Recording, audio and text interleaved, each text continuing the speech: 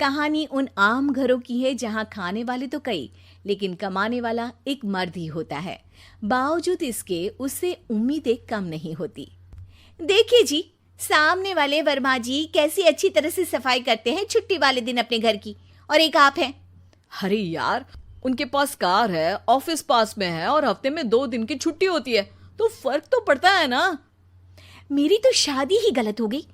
अरे कोई मस्त लड़का मिलता, कमाता भी, घुमाता भी, घर के कामों में भी मदद करता, लेकिन नहीं जी, हमारे वाले को तो कमाने से फुर्सत ही नहीं, और कमाई भी ऐसी कि कोई जरूरत पूरी ही नहीं हो रही है। सुनील बेचारा शीना को देखकर सोचता है कि शीना सही कह रही है। देखने में सुंदर है, घर का सारा काम कर लेती है, उसे तो कोई भी अच्छा लड़का मिल सकता था। क्या सोच रहे हैं? भागने का इरादा तो नहीं है?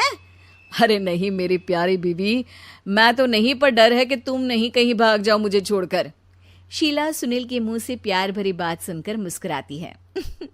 आप भी ना। सुनील एक दिन ऑफिस से घर आता है कि तभी शीना कहती है, सुनिए जी, वो मेरी सहेली आई थी, सारा दिन वो लोग यहीं थे, अब जा रही थी तो मैंने कहा नहीं नहीं, मेरे पति छोड़ आएंगे ना तुम्हें, तो रोक लिया मैंने। सुनील थोड़ी देर कुछ सोचता है, फिर कहता है, ठीक है, मैं कपड़े चेंज करके आता हूँ। अरे तेरे पति को तो लग रहा है कि अच्छा नहीं लगा। अरे नहीं नहीं, ऐसी कोई बात नहीं है, रुको मैं अभी उन्हें घर के कपड़े देकर आती हूँ।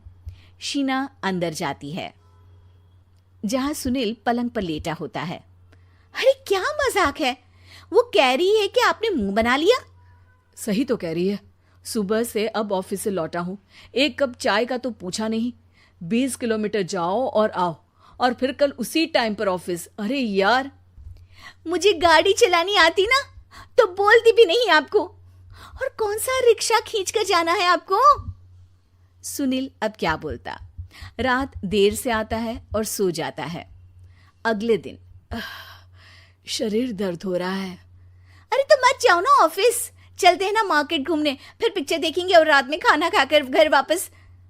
सुनील जब सारे दिन की थकान वाला शेड्यूल सुनता है तो वो सीधे सीधे ऑफिस के लिए तैयार हो जाता है।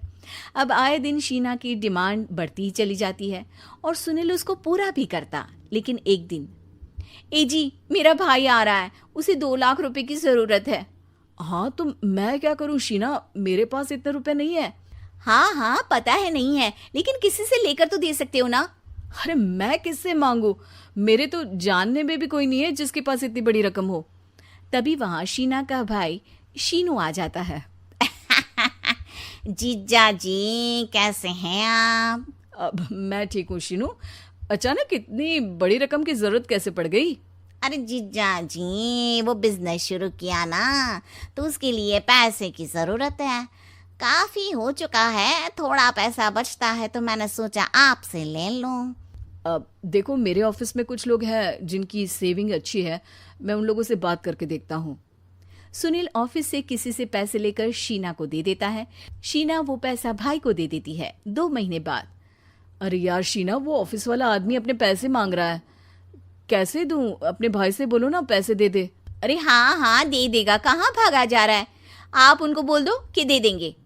थोड़े दिन बाद, शीना, वो आदमी मुझसे आज भी पैसे मांग रहा था यार, मैं तंग आ गया हूँ, ऑफिस जाते ही सामने उसका चेहरा दिखता है, क्या बोलूं, बार बार पैसे मांगता है। अच्छा मैं शीनू को फ़ोन लगाती हूँ, बात करके देखती हूँ। शीना भाई को फ़ोन करती है लेकिन वो फ़ोन उठाता ही नहीं। लगता है भाई कहीं ऐसी जगह है जहाँ नेटवर्क की समस्या होगी। सुनील अगले दिन दोपहर को ही घर आ जाता है। उसका चेहरा उतरा और परेशान सा होता है। वो रोने लगता है। अरे क्या हुआ जी, आप इतना परेशान क्यों हैं? सब ठीक तो है ना? अरे नहीं शीना, कुछ ठीक नहीं है, मैं ठीक नहीं हूँ। तुम्हारे भाई के लिए मैंने जो पैसे लिए थे, उस आदमी ने आज भरे ऑफिस में सबके सामने मेरी बेइज्जती कर दी। सबके सामने आज मैं कर्जदार बनकर खड़ा था। मैंने हर वो प्रयास किया घर चलाने के लिए जो मैं कर सकता था, लेकिन अब नहीं होगा। वो फिर रोने लगता है। अरे आप तो औरतों की तरह रो रहे हैं, मर्द हैं आप। क्यों, आदमी के सीने में दिल नहीं होता, या फिर वो इंसान नहीं मशीन होता है?